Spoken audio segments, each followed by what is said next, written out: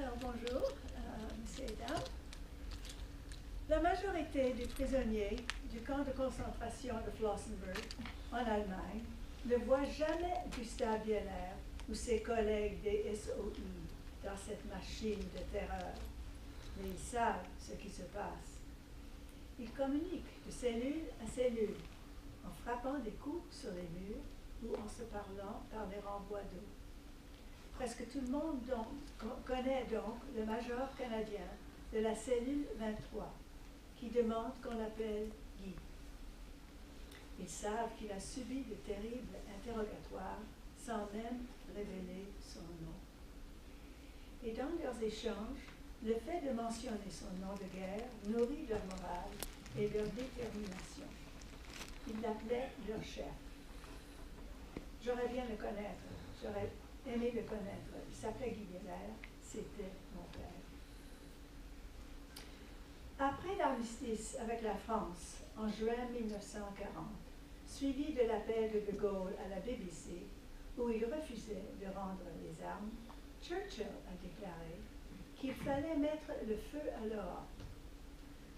Les Britanniques ont mis sur pied une armée secrète dont le nom de code était le Special Operations Executive, le SOE. Le SOE recrutait des gens et les formait en vue d'organiser des réseaux de résistance derrière les lignes ennemies.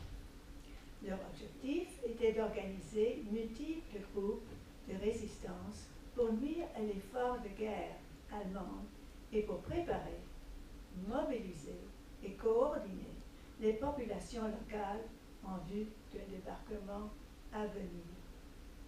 Leur tâche était déterminée par la nature des régions où ils agissaient. Dans le nord de la France, cela prenait la forme de sabotage industriel. Pour interrompre les mouvements des chemins de fer et la navigation sur les canaux, il fallait détruire les moyens de communication, faire dérailler les trains et bloquer les écluses. Ces hommes et ces femmes étaient parachutés vers leur terrain sur le continent ou débarqués d'un avion Lysander ou encore se rendaient par voie terrestre. Les conditions de l'armistice impliquaient que la sécurité de tous, et en particulièrement les hommes, était constamment menacée. Les différents corps de police surveillaient tous les déplacements et se surveillaient les uns les autres. Les jeunes hommes étaient arrêtés, interrogés et souvent envoyés dans les camps de travail. L'armistice affectait les hommes français, en particulier dans leur fierté masculine, et les laissant en état de choc, démoralisés et isolés. Elle les enfermait dans leur individualisme. Quand ils communiquaient entre eux, c'était à leur risque et péril. Ils agissaient sans unité, sans expérience, sans équipement et sans cohésion militaire, dans la peur constante de nuire à leur famille. Les initiatives des SOI, qui ont envoyé en France 470 femmes et hommes, tous agents clandestins, ont fait une différence. N'eût été du leadership, des armes et des moyens de communication fournis par les meilleurs agents de SOI, le soulèvement national qui a libéré une proportion si importante du territoire français en 1944 aurait été beaucoup moins efficace. Eisenhower a déclaré que l'aide de la résistance française a contribué à hâter la fin de la guerre de 6 mois. J'ai appris que l'on ne se portait pas candidat pour faire partie du SOI. On était choisi sur recommandation de l'équipe qui organisait ce corps d'élite. Dans une interview qu'elle a donnée en 1974, Madame Cartier-Tixier, qui avait 18 ans à l'époque, a décrit sa première rencontre avec Guy en 1943. Il était venu chez ses parents pour réorganiser le groupe de résistance de Valenciennes, des 25 équipes de mon père, auxquelles appartenait son beau-père.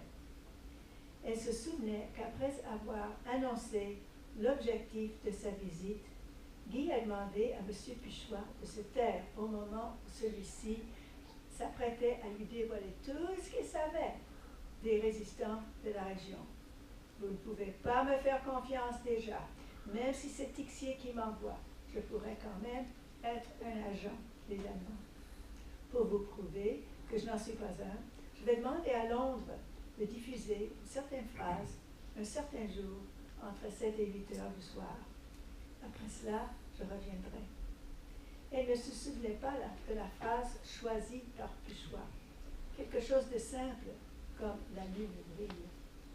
De toute façon, la radio a diffusé le message au jour et à l'heure annoncé par le commandant Guy. Elle citait aussi Guy. Quand je suis ici, verrouillez la porte. Si le Gestapo débarque pour une fouille, ça me laisserait le temps de m'échapper. Parce que s'il me trouve ici, vous serez tous arrêtés. Elle continue. J'étais une jeune fille à l'époque et je sentais que j'étais entre les mains de quelqu'un à qui je pouvais faire totalement confiance. Elle a décrit la réaction de Guy au bombardement allié dans la région. Un jour, à la fin de l'été, les bombardiers alliés ont attaqué l'usine de locomotives de Denain et plus d'une trentaine de civils ont été tués.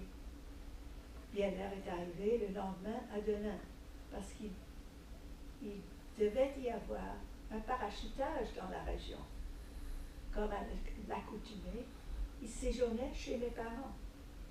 Il est allé constater les dommages causés par les bombes, puis il s'est rendu à la mairie pour obtenir la liste des victimes. À son retour, il était très déprimé. Il a dit, aussitôt retourné à Saint-Quentin, je vais adresser un message à Londres pour demander de ne plus bombarder Denain. En comparaison des dommages causés à l'usine, il y a eu beaucoup trop de victimes. Nous pourrions accomplir un bien meilleur travail en mettant les usines hors d'état de servir avec des bombes au plastique. Et il n'y aurait pas de victimes civiles. Après l'arrestation du groupe de Guy, le 14 janvier 1944, Eugène Cordelette a subi 100 heures d'interrogatoire et les cheveux ont blanchi en quelques jours. En 1957, il m'a raconté, quand j'étais ici, il m'a raconté qu'il a rencontré Guy dans les couloirs de la prison de Saint-Quentin, les mains et les pieds enchaînés, tuméfiés et portant des marques de coups, et qu'il a lu dans ses yeux « non ». Leur consigne était, s'ils pouvaient tenir 48 heures, cela laissait à ceux du dehors le temps de brouiller les pistes et de se réorganiser. Cordelette est resté emprisonné 8 mois et il était torturé de manière si terrible que la Gestapo, désespérant d'en tirer quelques informations, l'a rejeté à la rue, trop brisé pour pouvoir être transporté en Allemagne.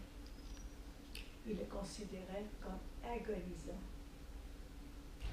Les Allemands n'ont jamais découvert le rôle de la famille Puchois à Denain. Mon père a enduré encore de ce traitement monstrueux à Paris jusqu'avril 1944, quand 15 agents secrets étaient envoyés par le train au camp de concentration Flossenburg pour encore de ce traitement cruel. Le camp, 50 km nord de Munich, à la frontière de la République tchèque, était construit en 1938 près d'une carrière de granit pour loger les prisonniers, pour qu'ils sortent le matériel pour des bâtiments à Berlin et à Nuremberg à la gloire du rail pour 1000 ans.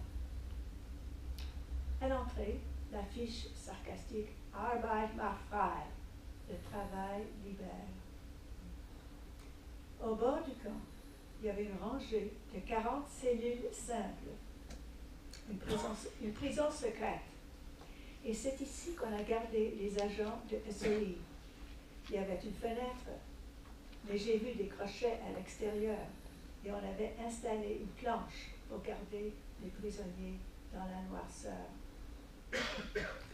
Flossenburg était un des camps désignés pour recevoir les NN Häftlinge, les Nacht- und Nebel-Häftlinge, les détenus envoyés dans la nuit et le brouillard.